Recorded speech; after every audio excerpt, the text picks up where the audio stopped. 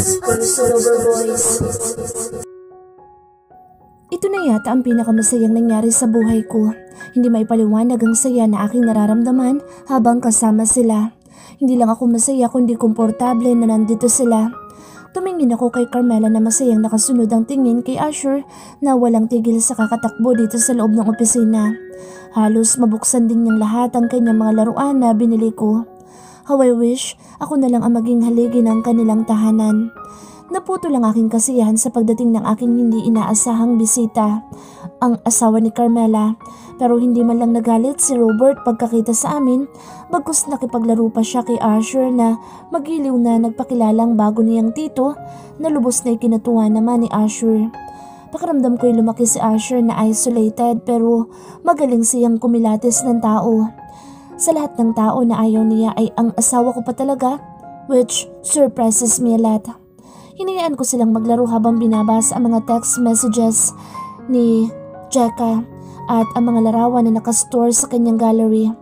I can't believe what I'm seeing and reading right now. Paano ako nagawang lokohin ni Jeka? Ito ang dahilan kung bakit hindi ko siya magawang bigyan ng sapat na oras para makasama siya. Totoo talaga ang kasabihan na lahat ng bagay na pinilit ay hindi maganda ang kahihinatnan. Lahat ng bagay ay may tamang oras at tamang panahon. I hate this feeling I feel for her samantalang asawa ko na siya at naging kasintahan. All those good deeds na kanyang ginawa sa akin noong nagkakilala kami ay may dahilan. Kinalma ko ang aking sarili at tinintay si Robert na makaalis bago ko niyaya si Carmela at Asher na ihatid sila. I need to go home right now and talk to Jeka. Pagkaalis ni Robert ay niyaya ko silang umuwi na. Dumaan kami muna sa Starbucks para makapagmerienda. My heart tells me to bring them there. This crazy feeling towards them is making me unbelievably breathless. Well, I always felt empty being with Jeka. Ngayon may kasagutan ng lahat ng aking mga katanungan about her. Dito kayo nakatira? Hindi makapaniwala kung tanong kay Carmela pagkarating sa harapan ng malaking kulay berdeng 2 palapag na bahay na may maluwang na bakuran. This place is a little familiar to me. I love the whole theme concept. Oo, kakalipat lang namin ngayon nung umuwi ako dito sa Pilipinas. This place is beautiful. Mahina akong sambit habang iginagala kong aking paningin sa kabuuan ng bahay at ng bakuran. Pwede kang pumasok sa loob para makita mo ang disenyo sa loob. Pag-aalok naman niya. Next time, Carmela, I would love to with a cup of coffee. Ngumiti kong sagot. Humalik muna ako kay Asher.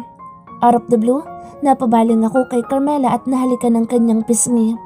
Pareho kaming natigilan at napako sa aming kinatatayuan. I don't know why I did it. I'm sorry. Bigla kong sambit. Pinanood ko silang pumasok sa loob ng kanilang bakuran bago ako umalis. Tumawa ako habang papalayo sa kanila. Pahamak talagang aking nararamdaman na ito. Pakiramdam ko normal ko nang ginagawa ang umalik sa kanya bago umalis. Panay ang ngiti kong nagmamaneho. Sakto naman na tumugtog ang kanta ni Zach Tabudlo na Habang Buhay. Kung akin lang sana siya, bagay sa amin ang kantang ito ngunit ako lang nakakaramdam ng bagay na ito. Minsan pakiramdam ko matagal na kami magkakilala kaya't ganito kagaan ang aking damdamin sa kanya. Hindi ka naman kasi basta matutuwa at kikiligin sa isang tao kung hindi mo gusto o wala kayong ugnayan. Iwinaksi ko muna ang nararamdaman ko kay Carmela at itinuon ang aking pag-iisip kung paano ko kukumprontahin mamaya sa Jeka. Buti na lang nalaglag niya ang kanyang telepono at nalaman ko mga bagay na ito bago pa ako tuluyang mapahamak. Jeka! Jeka! Sigaw kong pagtawag pagkapasok ko sa loob ng bahay. It's odd. Usually nasa sala siya, laging naghihintay sa aking pag-uwi. Babe! Hey, you're finally home early. Tuwang-tuwa niyang wika pababa sa hagdanan. Yumakap at tumalik siya agad sa akin pagkalapit niya. Hindi ako gumanti at nanatiling nakatayo. Pagkabitaw niya sa pagkakayakap sa akin ay iniabot ko ang kanyang nalaglag na cellphone kanina sa mall. Lumaki ang kanyang mata na hindi mapakali. Panay buka ng kanyang bibig ngunit walang salitang lumalabas. Hinawakan ko ang nanginginig niyang kamay at inilagay ang kanyang cellphone. Alexis, nautal niyang sambit. Hindi ko kailangan ng paliwanag mo dahil malinaw lahat ang nakalagay sa cellphone mo na yan. Dapat nagtaka na ako kung bakit dalawang cellphone mo, kayong sa akin ka naman nagtatrabaho. I'm sorry to tell you this but I will send you divorce paper, Jeka. Pinakasalan mo ako dahil kailangan mo lang ako, hindi dahil mahal mo ko. Mahaba kong litanya sa kanya. Alexis, I'm sorry. But can you please listen to me? Pagmamakaawa niya na hindi alam kung anong uunahin. I'm sorry, Jeka. Wala ako sa mood na magstay dito sa bahay. Muli kong dinampot ang aking susi at lumabas ng bahay habang tinatawagan sa Ben. I'll better stay at his place where I always feel like home. Ben, uuwi ako ngayon dyan. Pagpapaalam ko sa kanya. Sige, Insan, antayin kita. Dumaan ka pala ng barbecue sa Andox. Pakasuyo naman. Aniya. Sure. Naganap ako ng bukas na Andox na malapit lang sa kalsada nang biglang may sasakyan na bumangga sa aking sasakyan. What the hell? Napakaluwag ng kalsada para banggain pa ako. Pagmumukmuk kong bulong bago bumaba sa aking sasakyan. Ngunit sa bilis ng pangyayari hindi ko napansin na may tao pala sa aking likuran. Hindi ako nakapalag sa trydor niyang paglock sa akin. Who the hell are you? Tanging angal kong hindi makalingon sa taong nasa aking likuran. Sorry, napag-utusan lang.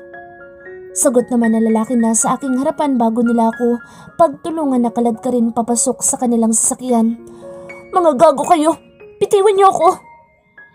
Hindi kayo patas lumaban! Angal kong pagpupumigla sa kanilang pagkakahawak ngunit bigla akong tinurukan ng isang lalaki na humawak sa akin likuran. Hindi ko alam kung anong itinurok sa akin basta ang alam ko'y nakaramdam ako ng hilo at panghihina. Tom, traidor ang mga gagong ito. Nag-iisa lang ako pero bahagang kanilang mga buntot.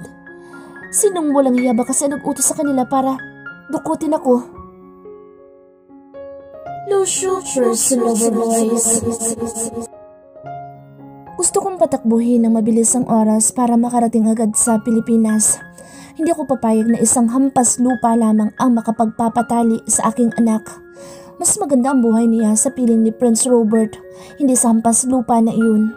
Ano bang nakita ni Carmela sa lalaking iyon?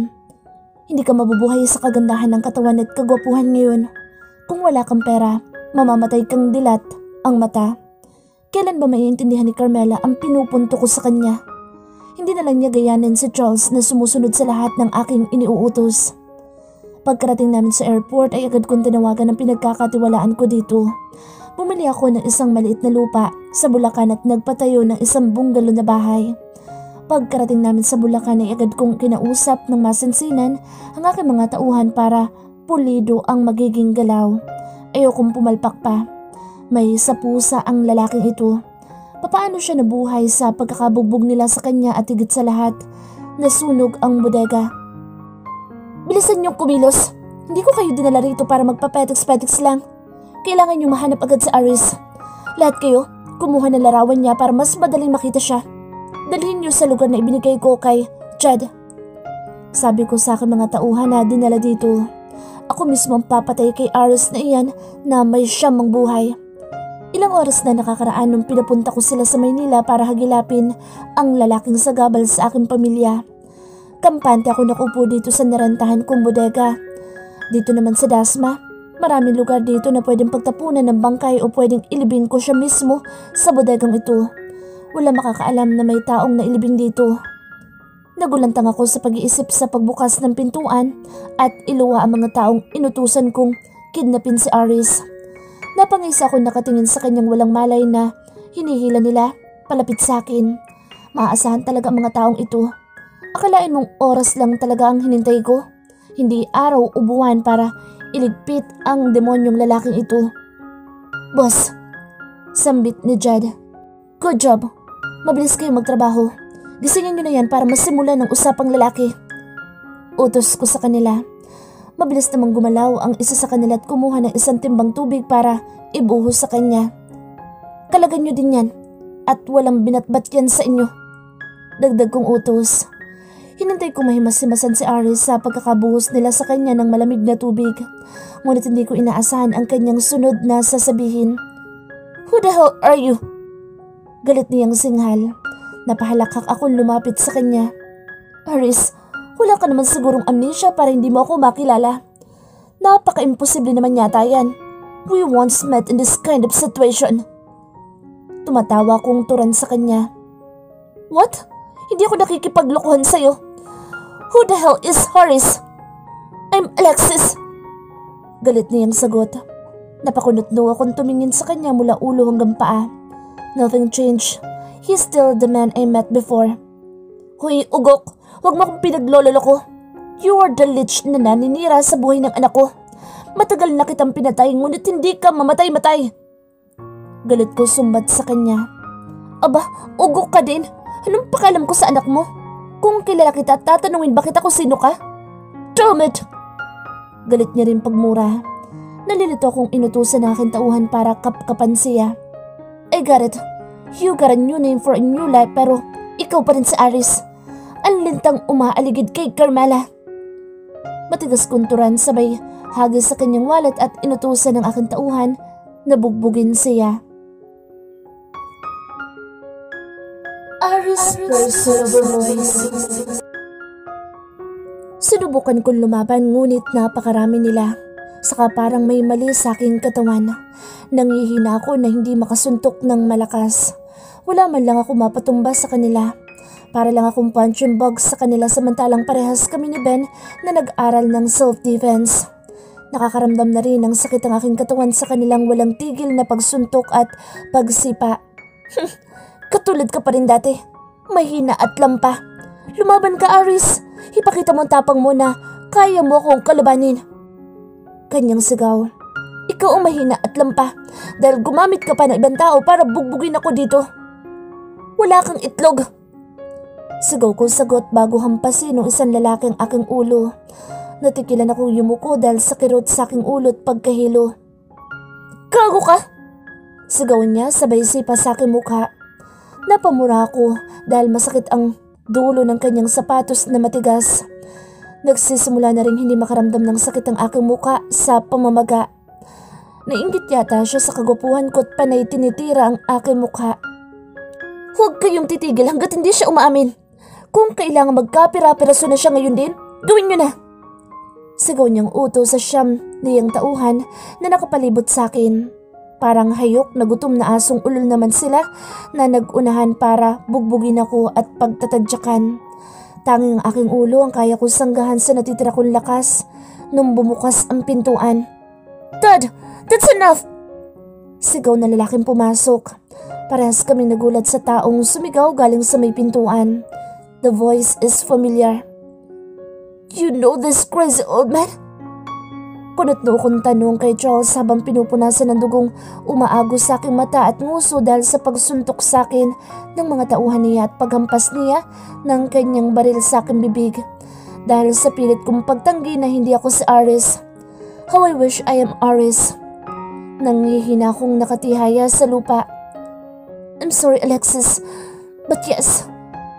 Balungkot niyang sagot. What? Inipon kong lakas na turan. Shut up, Charles! He needs to die. And what the hell are you doing here? Paano mo nalaman na nandito ako? Galit niyang tanong kay Charles. I put tracker on your phone. What? Gulat niyang sambit. Dali-dali niyang dinampot ang kanyang cellphone at kinalas ito. Nakita nga niya ang maliit na chip at napangisi ako na hindi niya kakampi ang pamilya niya. How dare you, Charles? Anak lang kita at wala kang karapatang pigilan ako. Galit niyang sagot bago nagpaputok sa ere at muli niya akong binalingan. Tapusin niyo na siya. Namumula niyang galit na utos sa kanyang tauhan. Yung pinakamalaki sa kanila ay sinipang aking ulo ng malakas gamit ang kanyang boots bago ako pukpukin ng tubo. Pakiramdam ko'y basag ng aking ulo at naramdaman na marami ng dugo ang umaagos sa aking muka. Napaungol ako sa sakit na hindi na makagalaw sa sobrang bugbog ng aking katawan. Dad! Pigilan mo sila! Carmela will never forgive you! Para sa kanya, kayo'y isa ng patay. At gano'n na rin ako.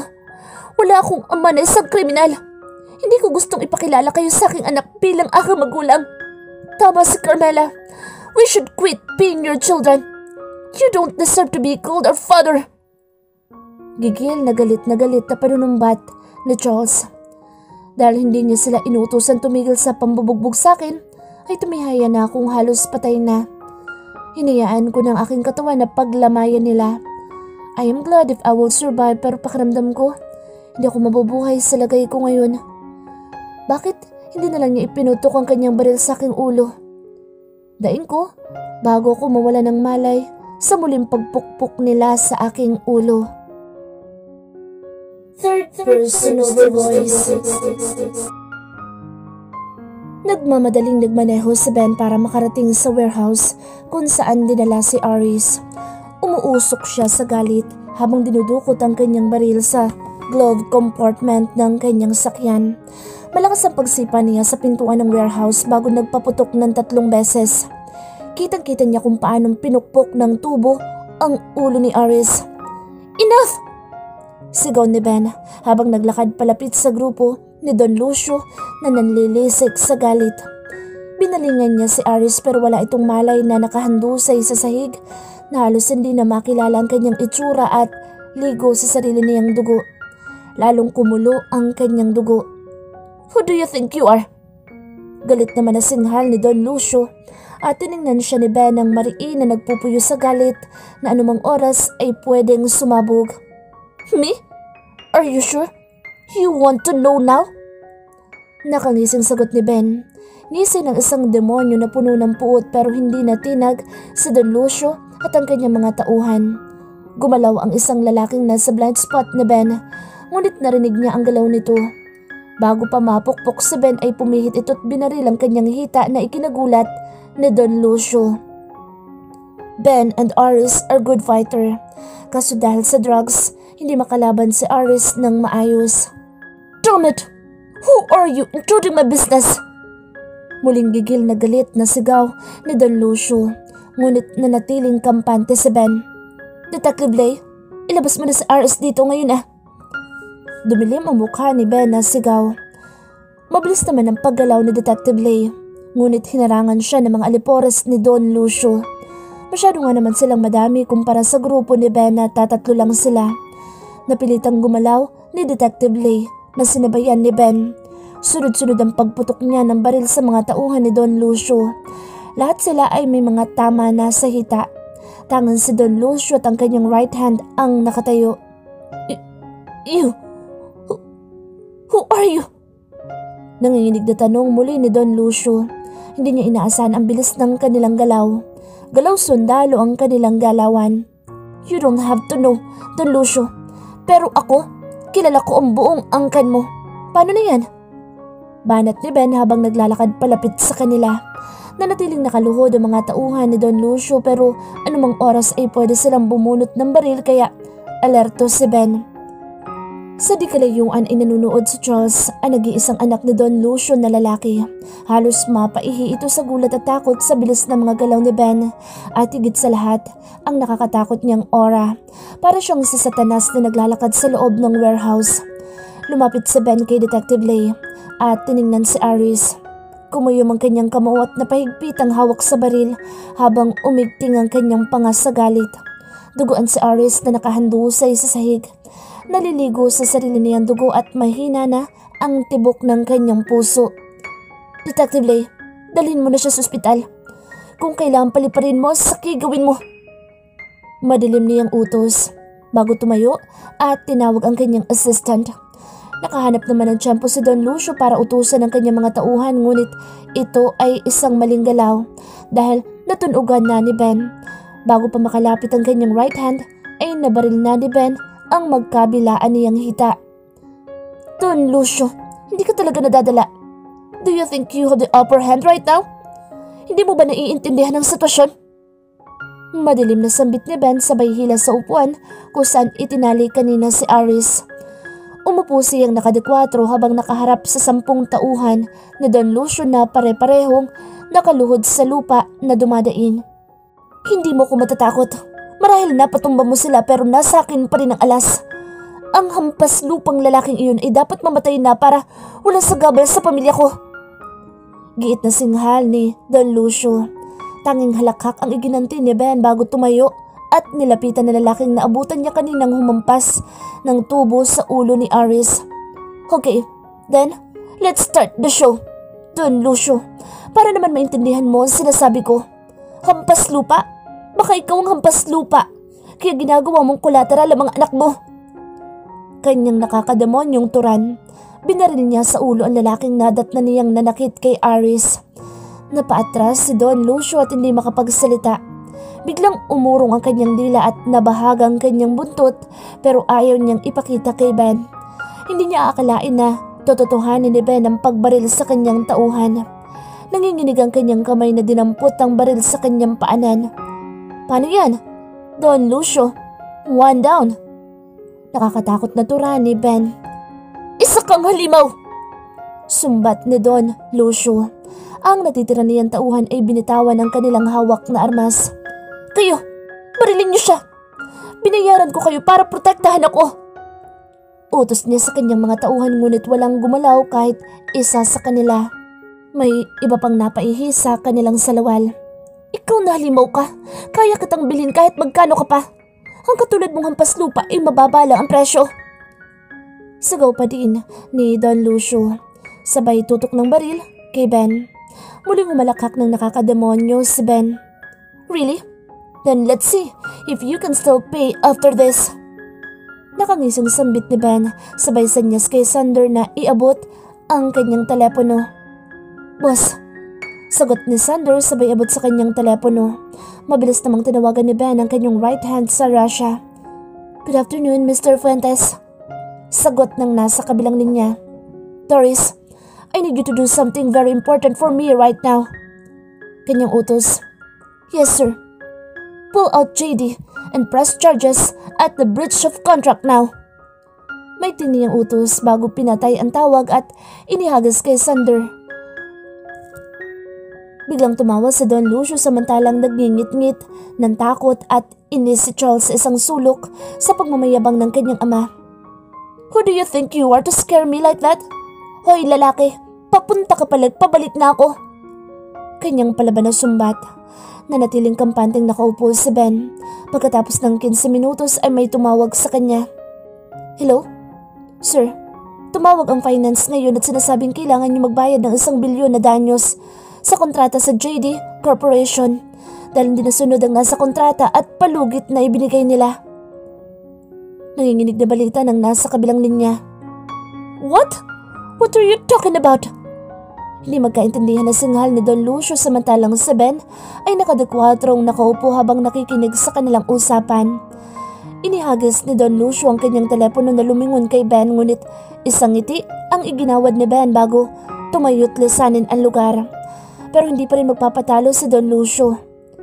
Samantala, takot naman si Charles na baka mapatay siya ni Ben. Damn you! Who do you think you are? Sigaw muli ni Don Lucio sabay nagpaputok ngunit si Sander ang tinamaan dahil sinalo niya ang bala na para sana kay Ben. Napatigil si Ben at muling dumilim ang kanyang mukha. Napilitan si Ben na palabasin ang kanyang mga tauhan sa tabi para tingnan si Sander. Sa gulat ni Lucio ay nakalabit niya ang gatilyo ng hawak niyang baril at tumama kay Charles. You really want to know who I am? Fine. Singhal ni Ben na naglakad palapit sa kanya. Muli niyang pinagbabaril ang kamay ng 9 na tauhan ni Don Lucio bago itinutok ang baril kay Don Lucio. Ito ang tatandaan mo, Don Lucio. Wala kang karapatan para malaman kung sino ko. It's not worth it. Kung gusto mo talagang malaman, find it yourself.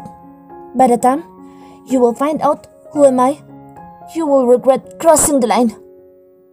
Nanlilisik niyang matapang na sambit bago binalingan ang mga tauhan ni Don Lucio. You! Kung mahal niyo pa ang buhay niyo, you better think twice before pulling any trigger. Remember this. This is my dumb territory at pwede ko kayong ilibing na buhay. Sabay-sabay naman ang mga alipores ni Don Lucio na sumigaw ng hindi na. Hindi lang natulala si Don Lucio kundi nalilito kung bakit isang kumpas lang ng kamay ni Ben ay may nangyayari na hindi maganda. Parang napako ang kanyang dila na hindi makapagsalita na nakatingin lamang sa bulto ni Ben palabas ng bodega. Lian's personal voice. Hindi ako makapag-isip na maayos dahil sa sinabi ni Kuya. Bakit hindi na lang kami tantanan ni Daddy? Ano na naman bang ginagawa niya dito sa Pilipinas? Kuya. Nanginginig ko sagot sa kanyang tawag. Nasaan ka na? Sinundan ko tracker ng telepono ni Daddy. Nasa isang warehouse na naman siya sa Dasma. Nag-aalala niyang turan. Ano? Gulat ko sambit. Papunta ako doon ngayon. Tawagan mo muna si Aris kung nasaan na siya. Maigting niyang bilin. Kanina ko pa tinatawagan ng cellphone ni Aris pero hindi siya sumasagot. Nasaan ka na ba, Aris? Huwag naman sana, please. Pag na makaawa akong dalangin na sana'y walang nangyaring masama sa kanya. Masama ang kutob ko ngayong nandito si Daddy. Alam na kaya niyang buhay si Aris? Kinikilabutan ako na alalang muli ang nakaraan. Nadatnan ko siyang nag-aagaw buhay dahil sa kanyang sinapit sa kamay mismo ng aking magulang. Iwinaksi ko ang aking agam-agam habang tinapakan ng accelerator para sana mapabilis ang aking takbo at makarating agad sa kanyang opisina. Ngunit isang malaking truck ang biglang bumangga sa aking sasakyan. Dahil sa bilis ng aking pagpapatakbo ay bumaliktad ng ilang beses ang aking sasakyan. Aris, mahal na mahal kita. Tangi kong nasambit bago ako mawala ng malay sa lakas ng impact ng salpukan.